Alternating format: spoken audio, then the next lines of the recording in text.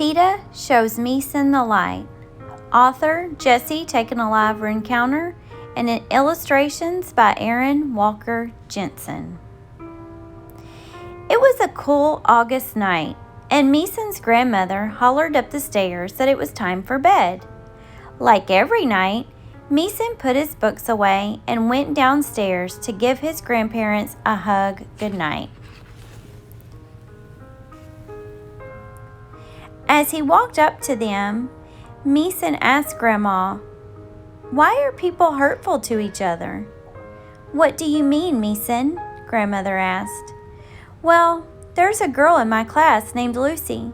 Everyone makes fun of her old clothes and dirty shoes. During recess, they leave her out of games, and sometimes they even hit her. Why do they do that?" Grandmother quietly asked, "You're not mean to her, are you?" "No," Misun said. "It just makes me feel bad, and I don't understand why people treat others that way."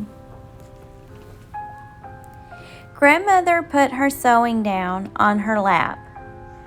"I'm glad that you're not one of those kids, but you also have to help those who are hurting. If you see someone being hurt and you don't help them, you're almost just as wrong as those bullies. When you see those kids hurting Lucy, you need to be brave and either tell them to stop or get help from a teacher."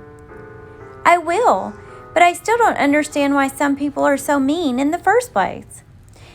"Sometimes we don't know the answers to everything," Misun's grandfather said. "Our universe is filled with questions. My grandfather always told me to go outside, look up in the sky, and ask for understanding. The answer will be given to you." Confused, Misun said goodnight and went back upstairs. In his bedroom, he looked out his window at the moon and stars that were shining bright. A cool breeze made his curtains dance peacefully. Misun thought about Lucy. He also thought about his best friend, Thomas, whose dad was always so mean, and his friend Sammy, whose mom was always drinking and doing drugs. He thought about the news he heard earlier about war and people fighting each other. And lastly, he thought about his mother, who left him with his grandparents when he was 2 years old and never came back. With so many questions in his mind, Misun remembered what his grandfather had said. He looked out at the big, beautiful night sky and asked for understanding about people's behavior before he went to sleep. A knock on his window woke him. Outside his window, there was a beautiful blue ball of light that made him feel safe, calm, and loved. As he pushed his curtain aside, the blue light floated in. Misun rubbed his eyes, and when he lowered his hands, he saw an old man standing where the blue light had been. "Who are you?" Misun asked. The old man smiled. "My name is PETA. I would like to show you something that will help you understand. Will you come with me?" Misun nodded. PETA gently took Misun's hand and they floated out the window.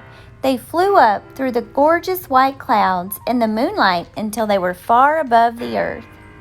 "Misun, look down at Grandmother Earth closely," PETA said. "What do you see?" Misun looked and saw people standing with bright, beautiful lights in them, while others crouched to the ground. "I see some people with lights and some people who don't have any lights." PETA smiled. "Are you sure? Look closer."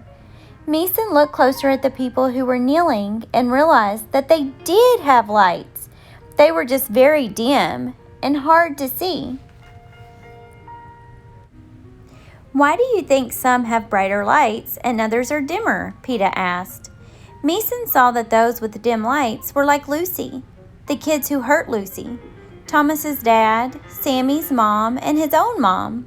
That's when everything made sense. Those with the dim lights forgot that they have lights, Misun said. They are sad, angry, lost, sick, and scared. "You are right, grandson," PETA said. "We are all born into the world with lights so bright that people are drawn to us. Over the years, others hurt us with their words and actions, and we begin to forget how beautiful we are." It was like he had been given new eyes. Misun saw how so many people on earth were hurting and how they acted out of their hurt. His eyes swelled with tears. "Grandson, look at those with the bright lights," Peeta said, pointing.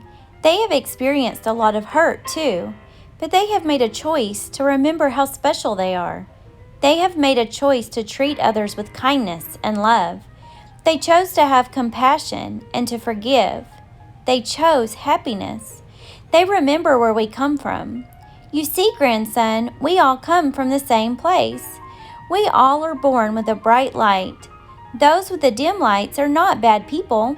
There are no bad people, only people with a lot of hurt."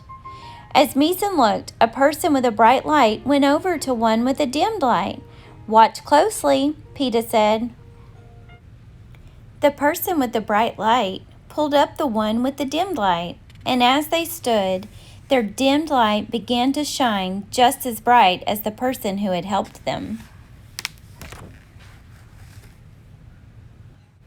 Before Misun knew it, the world began to shine as people treated each other with kindness and love. They're all helping each other. "One person cannot change the world by themselves," Peeta said, "but if we all work together and treat those around us with kindness and love, it spreads like fire. Sometimes all it takes is a simple smile." All the world was lit now, and the feeling that radiated from Grandmother Earth was a long-forgotten feeling that Misun couldn't quite place. When we are born, all we know how to do is love. We don't know anything else. The acts of hate and selfishness are learned from others. If we can all remember that feeling of love and remember how important each of us are, our world would be so beautiful. Peeta started crying then. "Why do you cry?" Misun asked. Peeta pointed to his right eye and said, "I have tears coming from this side because I see how many people are hurting and lost. Too many children cry every day and start to forget how special they are." Peeta wiped his tear and pointed to the other side. "On this side, I cry tears of joy.